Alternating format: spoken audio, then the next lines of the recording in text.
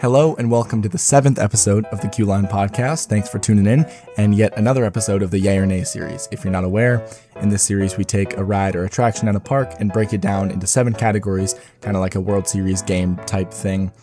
These 7 categories being about the ride, cube, story, effects, yada yada, we'll get into them. Each category has a result of yay or nay, depending on what I think, and then the ride gets that name as a whole, whichever one wins more categories, either yay or nay. And so with that all being said, I think we'll just jump right into it. Today we're talking about, as you've seen in the title and thumbnail, Harry Potter and the Forbidden Journey at Universal Studios Orlando in Florida, in which I think the ride is the same at California, but I couldn't say that with full certainty. So, to be safe, we're talking about the Orlando one, but I'm pretty sure they're the same ride. So as always, I'll do a quick little overview of the ride and my kind of personal experience with it, maybe my first event or just kind of my place with it in general, and then we'll break into the different categories. Real quick, if you're on YouTube, a like and a subscribe would mean the world to me. If you're listening to this as a podcast, a 5-star and a follow would mean the same. And yeah, let's get right back to it. So for those unaware, Forbidden Journey opened in 2010, I want to say 2010 or 11, with the first Wizarding World expansion at Universal. If you're not aware, kind of what started the whole trend of like these fully immersive worlds or lands, whatever you want to say. And this was one of the rides. You had this and Flight of the Hippogriff, because Hagrid's wasn't until 18 or 19 or 17 or whatnot. And yeah, I mean, it's kind of the staple of, not the staple, but at the time it was of this land. Like you had the Hogwarts Castle in the back, and this was like the ride that went with it. Like this was the Harry Potter ride. And for those unaware of the system, it's a mix. Okay, so first of all, it's 4 to you in a row in a bench type thing, and you're on what they call a Kuka arm, which is like, I'll flash a picture up on screen if you're on YouTube, but it's basically this arm that's fully, it's almost like if you suck your arm up, you have like a claw, and you can rotate that wherever you want your guests to see. And obviously this is hard if you're just listening with audio, but that can roll all around, and it can look at all these different kinds of things. If you're listening, you'll just have to look it up if you don't know what I mean. But it worked. Clearly, we got it again in Monsters Unchained, which opened last year. I don't think anyone's really got a critique with this ride vehicle, which I guess we'll go into later. But yeah, so it's a mix. You're sitting on that as a vehicle, and it's a mix of practical sets of the castle, and there's some stuff I'll talk about later.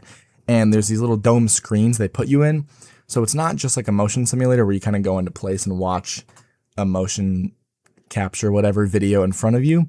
You go into like a little dome that follows you with your Kuka arm, so they can still give each person a video but not have to stop the track entirely, because to keep the output of the ride so high, like in terms of capacity, they need to keep all these arms moving around 24/7, so everyone gets their own little motion like ball they go with. I don't know if I'm explaining this good enough, but those who know.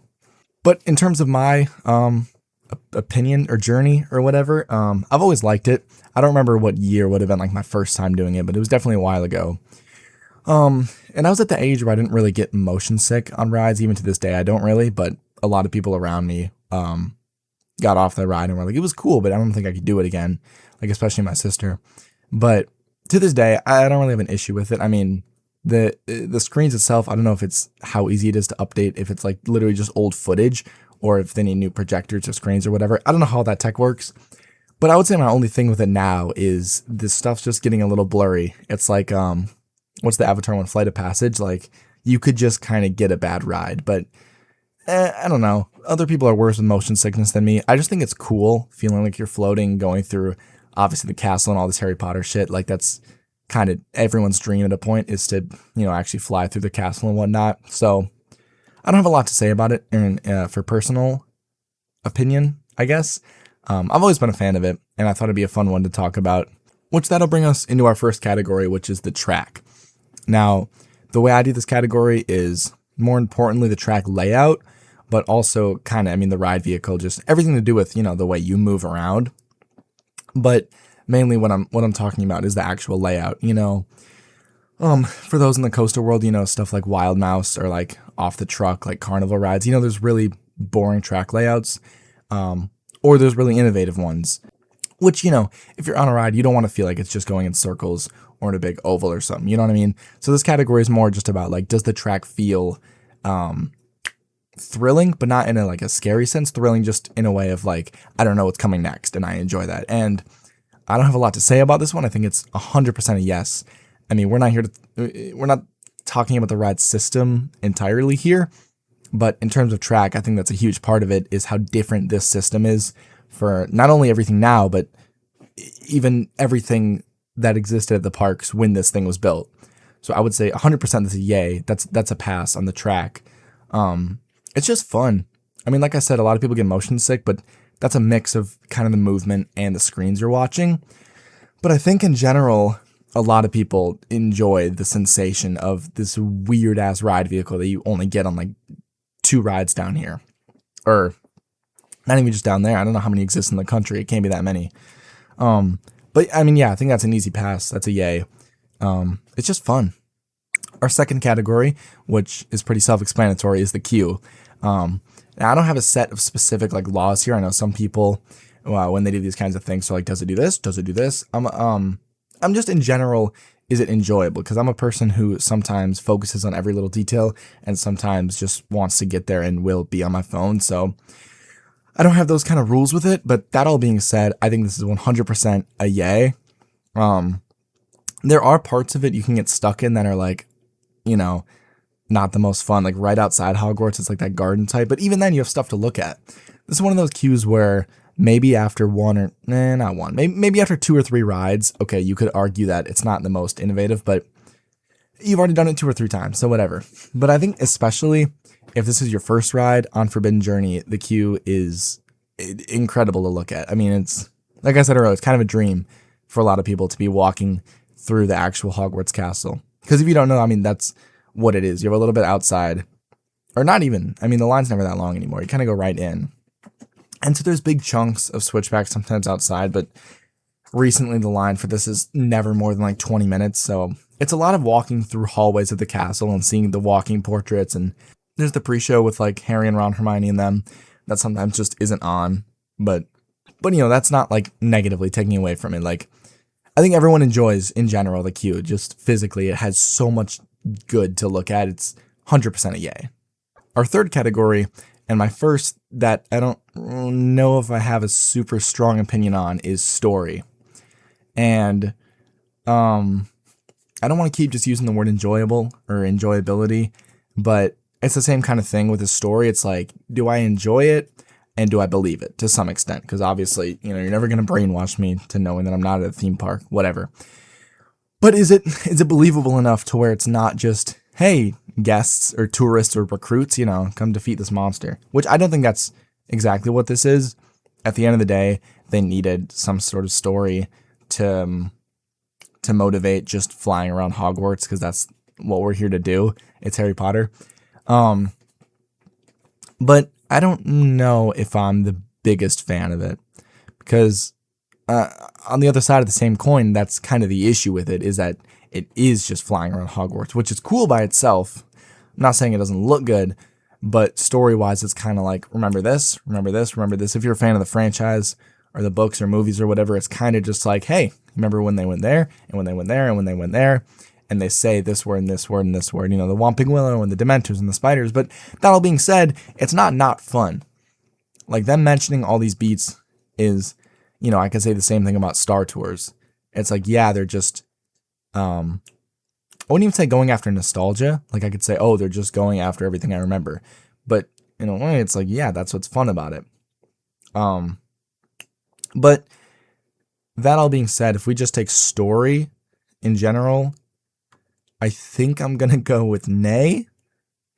And don't kill me for that. It's just, I love what I'm doing. Like, I'm not saying it's not fun. It's more just like, I feel like I don't really have a set, like, by the way, you're going to see this and this and this. It's like, you're going to be shown a flying spell, and then you run into this, and then you run into this, and then you run into this. It's like your average, you know, it's like the story of the Simpsons ride. It's like, shit just happens. Like I've said before, I definitely enjoy it, but I think I'm gonna go with a nay, for the sole reason of, like, it's not believable. Like I said, obviously it's not. Like, I'm in Hogwarts, you know. But I don't know. I just don't think it doesn't have a straight through enough, like, this is what I'm here to do, and then this is like the villain or the thing that's going to stop me or whatever. It's just kind of like, you do the shit you remember around Hogwarts. Wasn't that fun? So I don't want to give it an A. I do enjoy it, but I don't think there's a good enough story to say it's really there. That brings us to category number 4, which is going to be sets / effects. And this is basically the other side of track. It's basically everything other than the ride vehicle. You know, everything you see. Like it's sets and effect. It's in the name, but it's a physical thing. It's like everything you see in front of you, like tech-wise too, lighting or smoke or fire, projections, holograms. You know, everything you physically see that's not the ride vehicle. And for that, I'm gonna have to go with a yay. I mean, you can complain about the motion simulators, the blurriness, or the motion sickness. But at the end of the day, you have the other side of that, which is like the dragon and the Dementor and all the spiders and the big ass Swamping Willow and I want to say like the castle, but you know, same stuff as the dragon where it's like you have all these little castle bits around you. And I don't know, there's just no denying that. I think there's an issue in the blend of physical to screen. You know, I think it very much too quickly tries to blend them. And it's like, I know I'm looking at a screen.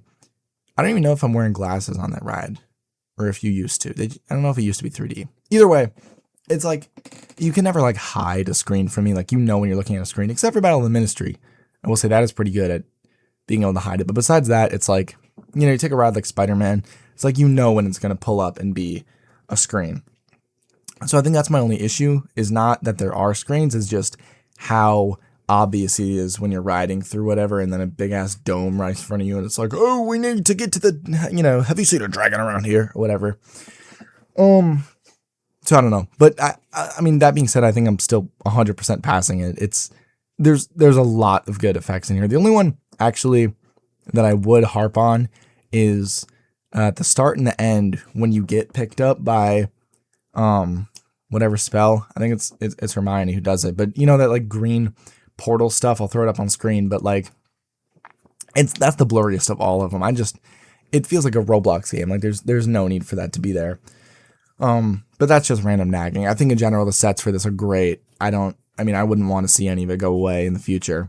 And for the people who are complaining about it, I don't know, I don't get it. Maybe I'm too nice, but I think of course the screens are an issue, but in general, the sets and the physical nature of this ride is definitely like top 10 for Universal, maybe top 5. I don't know. Now I'm just saying bullshit, but it's there. It's a yay. That brings us to category number 5, which is going to be Re-Rideability. And for me, for my rules, this is not right as you get off the ride. Holy shit, I need to do that again. I need to do that again. Because I think that's only, honestly, a handful of rides in the world. They definitely exist. I've definitely been on some where it's like, if the line's short enough, let's get back on. Well, that's most rides, because I enjoyed riding rides. That's, you know, obviously. But, you know, I don't want to take points away from a ride where I don't instantly need to get back on it because there's other shit to do in the park. My criteria for the Re-Rideability category is normally, I phrase it by like the same day. Like if I get off a ride, am I thinking if I have time to do one thing later, could it be this? Not like it has to be this, but just in general, if I have time, would I do this ride again later if I have the chance? And I think I'm going to fail this one. I think I'm going to give it an A. I think it's kind of the motion sickness thing, but it's also like, especially in the park it's at this point, where you have Hagrid's and Velocicoaster, and for me, Hulk. I don't know the common Hulk consensus, but I love that ride. And Spider-Man, and even like the Jurassic stuff, like the River Adventure. I don't know. I think there's a lot to do in this park. I could end up rewriting this, but to call it a yay for like me getting off and saying I need to do it again, I don't know. Maybe my take would be different if this had been, or if recently I had been on this for the first time, but having done it a couple times in my life, I think getting off is just like, yep, that's my Forbidden Journey ride for, you know, the next few years. Like, I don't know. I'm going to fail it. Personally, I could see the pitch for it. I could see why you could pass it. But I think in general, there's so much else to do at that park that getting off it is like, I see what they were going for. It was fun.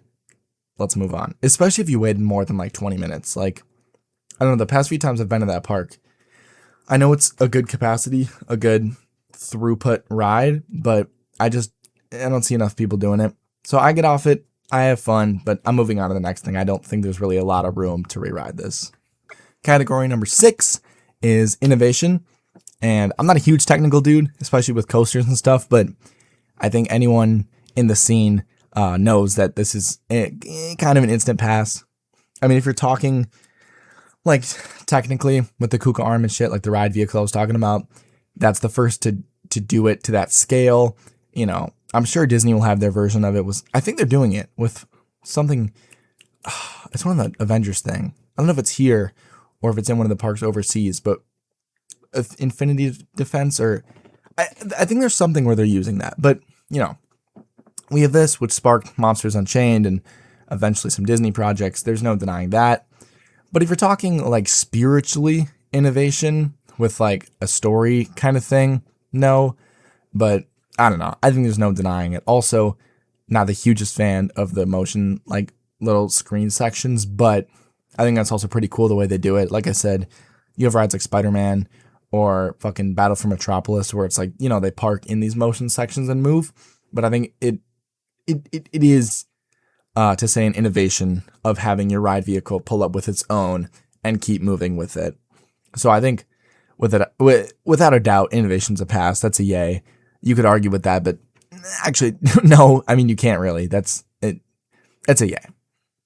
So if you haven't been counting, technically we're already at a yay for the verdict. We're 3-2, or wait, what? No, we're 4-2. So this is already best of 7. But obviously, we're still going to go over category 7, which is impact / place in the park. Impact being kind of in the whole theme park scene entirely. Like, how much did it impact other parks within, you know, the same company, Universal, or maybe other parks like Six Flags or Disney or whatnot. You know, the impact this one ride had on everyone. And then / place in park, obviously. How much does it fit? Like, not only thematically, but maybe ride system wise. Just in general, does it spiritually fit with whatever else is going on in the park? And I think undeniably a yay again. I mean, it kind of goes with innovation in terms of impact. You have this ride, and we're not talking about the Wizarding World parks or lands as a whole, but in a way, you know, this was the first wave of it. And so the impact of that is huge. You know, there's so many video essays about there talking about, I don't need to be the one to break it to you. But, you know, after this, I mean, Disney's Combat was New Fantasyland, but still, you know, I mean, the Wizarding World stuff is what sparked, you know, Toy Story Land, Galaxy's Edge, and all of Epic Universe with these different worlds, and, you know, Disney coming out with the 2 I just said, and Avengers Campus, and this and that, and like, you know, Wizarding World is what turned parks from just rides into rides thematically based on these franchises. So that's 100% a yay. But in the same category as the place in the park, which is a free pass because it's, you know, Harry Potter in the Wizarding World. But in general, I think it definitely fits with Islands of Adventure.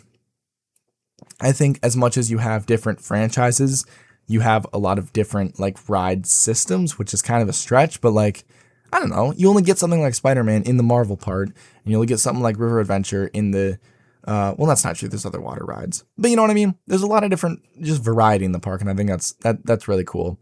But I think undoubtedly, undeniably, that's a pass, that's a yay. It's got a huge impact, it's got a great place in the park. I think there's a lot of people who are against it, which, like I've said earlier, there's the motion sickness reasons, which I can understand, but anecdotally, I just don't feel it's. I think there's a lot worse rides out there. I don't not get motion sick on stuff, but this is really not one of them. But I mean, yeah, like I said, I'm passing it. It's 100% a yay. I think it's had an amazing impact, and it's got a great place in the park. So, like I just said, if you've been doing your math, we're now 5 for 2, which is the end of our I was gonna say bracket, end of our series, games, whatever categories. It's a yay. It passed. About what I expected. I didn't think it'd be 5-2. It's pretty big. But I don't know. I've never really been against this ride. I think it really does its job, especially in 2026. There's a lot better than it.